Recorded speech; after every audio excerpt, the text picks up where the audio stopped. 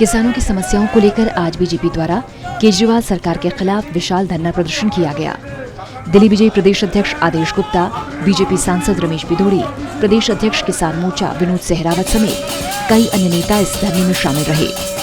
आदेश गुप्ता ने कहा कि हम किसानों की समस्या और दिल्ली देहात की समस्या को लेकर धरना कर रहे हैं। 7 सालों के अंदर दिल्ली सरकार ने किसानों की बात नहीं सुनी और तकरीबन दिल्ली देहात के 200 गांव के अंदर सीवर का गंदा पानी भरा हुआ है। न ही पशुओं का चारा डाल पाते हैं, न ही फसल उगा पाते हैं। दिल्ली के अंदर किसानों की समस्याओं को लेकर, दिल्ली देहात की समस्याओं को लेकर किसान यहाँ बहुत रोष में है, बहुत मुश्किल में है।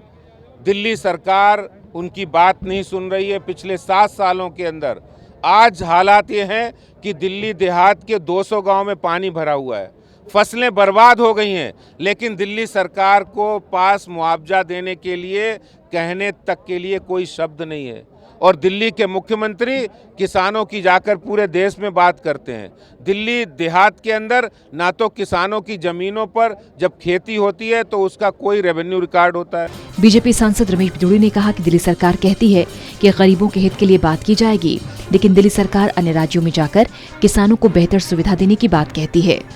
तकरीबन 200 गांव के अंदर सीवर का गंदा पानी आता है, जिसके कारण न ही किसान अपनी फसल उगा सकता है, न ही सब्जियां उगा सकता है।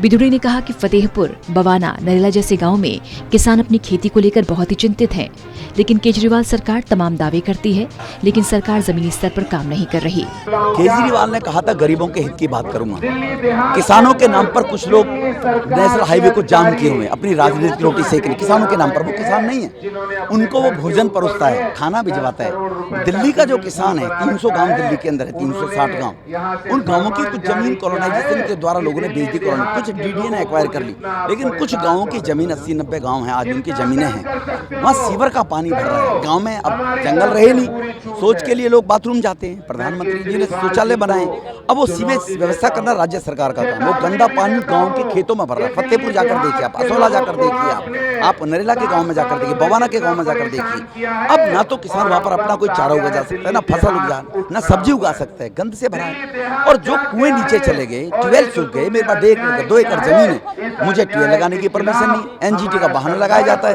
अरे कानून बनाइए आप, जो पुरानी ट्यूबवेल है उनको रिवाइव करने की इजाजत दीजिए। दिल्ली सरकार को हर किसान की समस्या को सुनना चाहिए, जिससे जिन किसानों की फसल पैदा होने में दिक्कत हो रही है उनकी सहायता की जाए।